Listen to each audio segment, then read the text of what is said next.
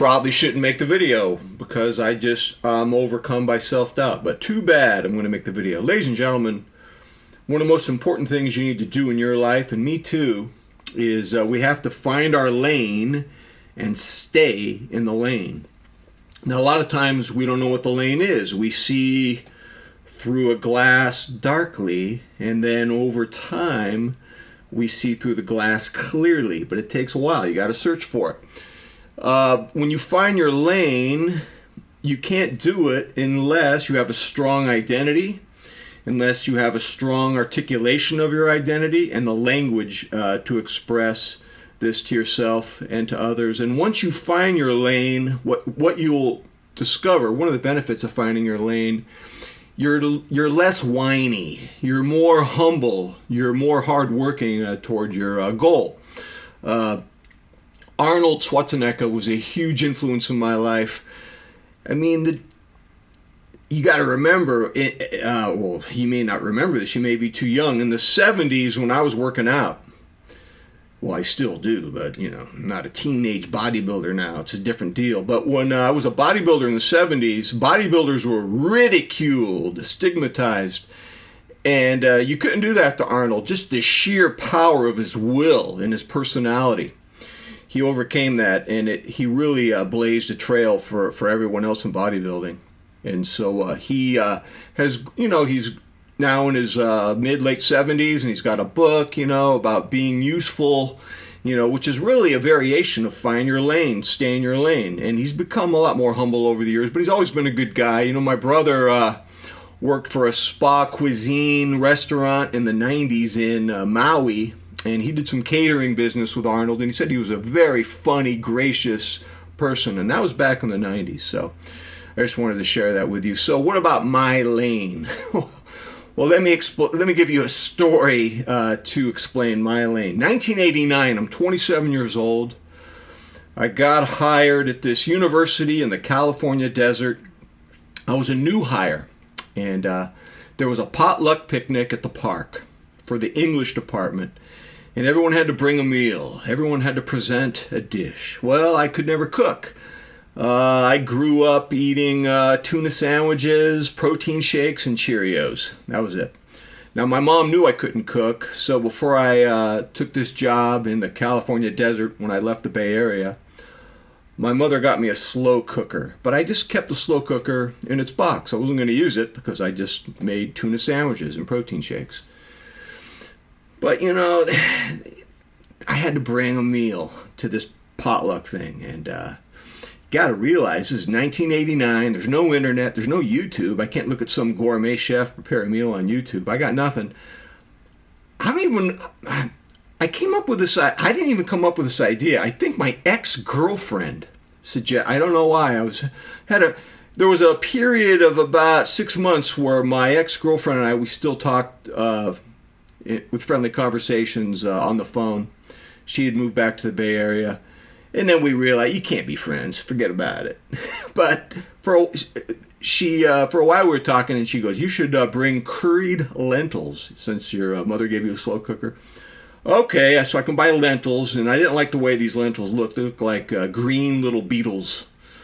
And then I had the curry. So you probably don't want to make a meal suggested by your ex-girlfriend because there's bad mojo. Plus, I can't cook. So, man, I didn't know how to make these lentils, man. I overcooked them. They started to liquefy in the slow cooker. I put the whole bottle of curry powder in there, and it looked like industrial sludge. And then, I got to go to this potluck. I'd bring my slow cooker with the overcooked industrial sludge lentils. Put them on the picnic table with all the other platters. And I just sat there for hours all alone. Lonely boy, man. You were the lonely boy. No one was touching those lentils. I was all forlorn. And then my boss, the English chair, Solomon, he feels sorry for me. He sits down and goes, "Oh, you made some, what is this dish here?" "Oh, lentils, curried lentils." "Oh." So he tried some, and his face just went, whoa.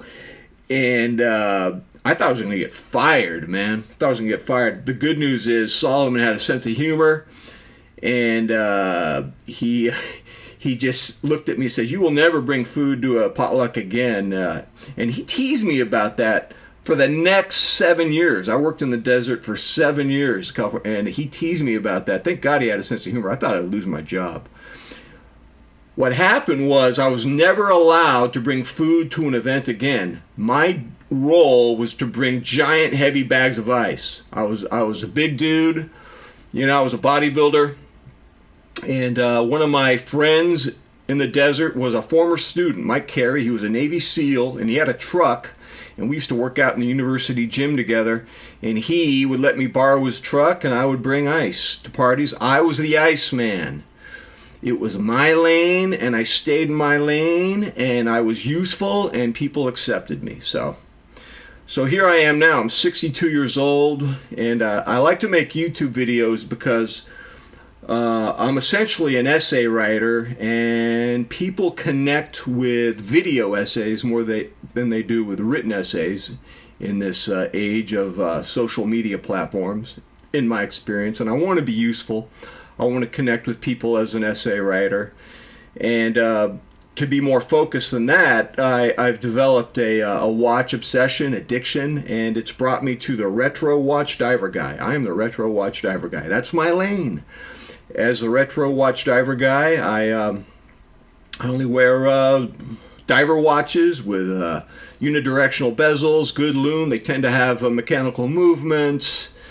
And, I'm rather limited in what I can get. I can't get chronographs. I can't get dressy. I can't get novelty watches with Winnie the Pooh, Mickey Mouse, Cinderella, the characters from Frozen, Marvel superheroes. Can't do it. It's not my lane. Got to stay in my lane. I'm the amateur psychologist, I guess, as I contemplate the nature of watch addiction, and I try to universalize my pathology for you.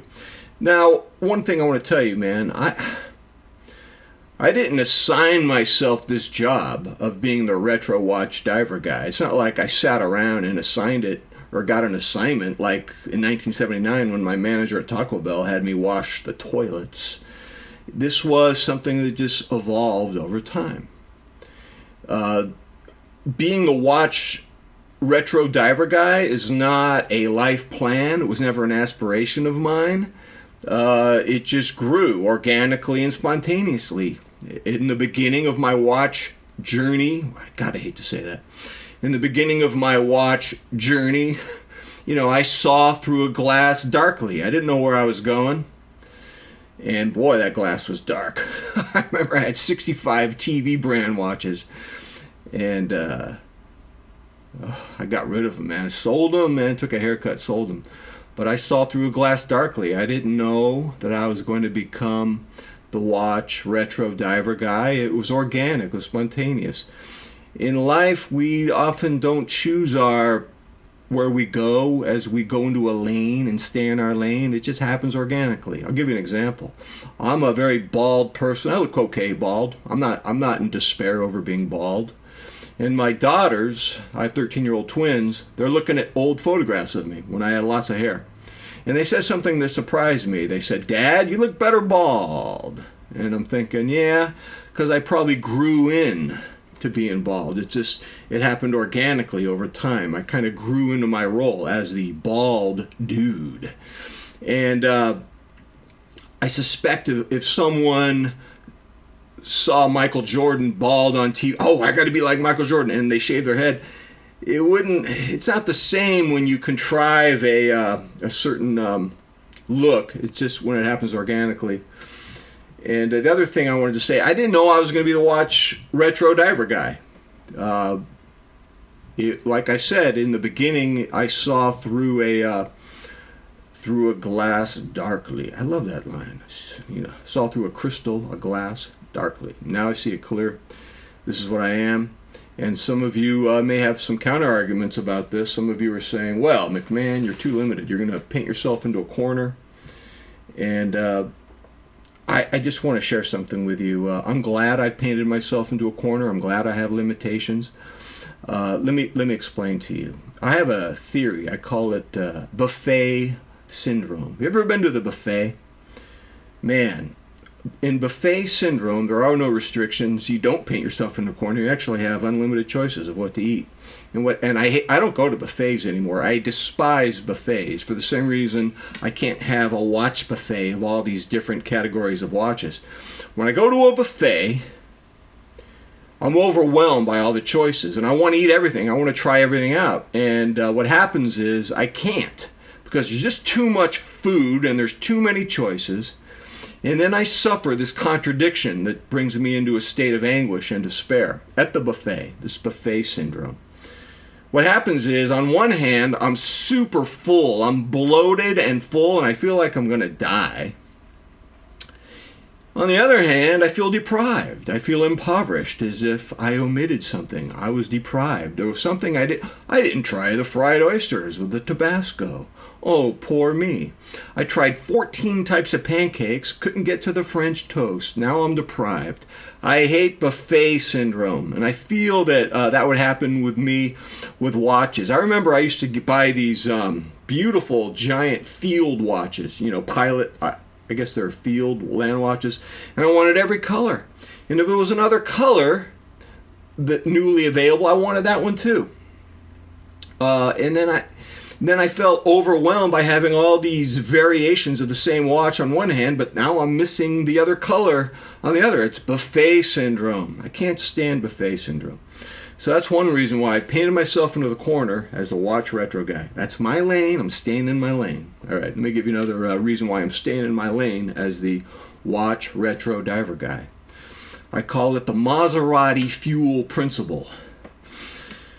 I am hardwired like a Maserati, and there's only special fuel that I can run on.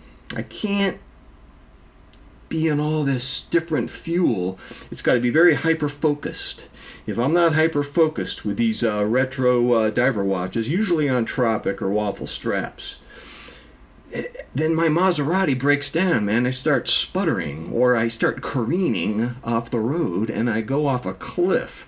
The Maserati fuel principle. Some of us are Maseratis, and we got to treat ourselves with special care and watch out what we put inside of ourselves. So watch out. So that's a huge issue. The other thing I want to bring up to defend my very narrow lane of wearing retro diver watches, I call it restriction principle. There are successful people who exercise restriction in an area of their lives. Now, I don't know if I could do this, but man, there is a gentleman, he's 70 years old, he's a nutrition author, his name is Mark Sisson. He only eats 2 meals a day. What a simple life. He skips breakfast. For lunch, he has a slab of salmon over tender greens. And then at dinner, he has a ribeye steak with broccoli or asparagus. End of story. Wow, I don't know if I could do that, but man, I admire it. And he looks ripped. He's 165 pounds. He's 70 years old. Looks great. And restriction is part of his success as an author, as a physical fitness culturist. Mark Sisson. Take one of the greatest movies of all time, Willy Wonka and the Chocolate Factory.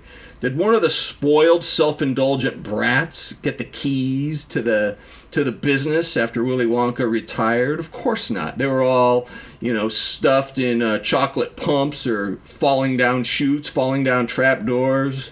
They were expelled from the premises. The only person who gets the keys to Willy Wonka's business is the well-mannered Charlie. Charlie is well-mannered. He knew his lane. He stayed in his lane, and he got rewarded. So I'm staying in my lane, man. I'm not going out. I know I got cornered, and some of you say, well, what are you going to do for content, man, if you're not going to be rotating all these watches? I don't know, but it's not my job. It's not my lane to whine and pity myself.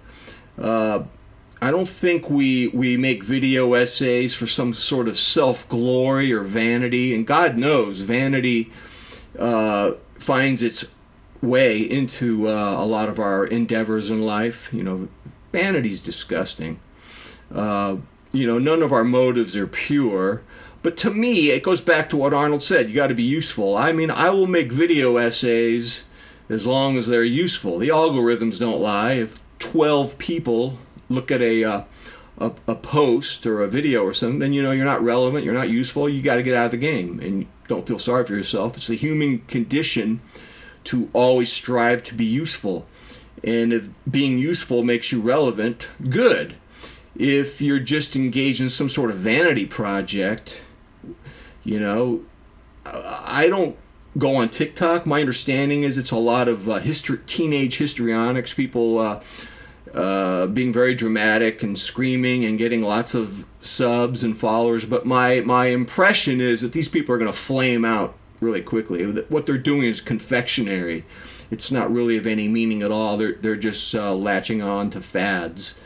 And I have zero interest in that as a human being. That doesn't address anything that I see that pertains to the human condition and to the struggle. I connect with fellow watch obsessives because we all have similar qualities. I think we all have Maserati components. That's been my understanding. So I'm staying in my lane, ladies and gentlemen. Tell me what you think. Until next time, I'm out.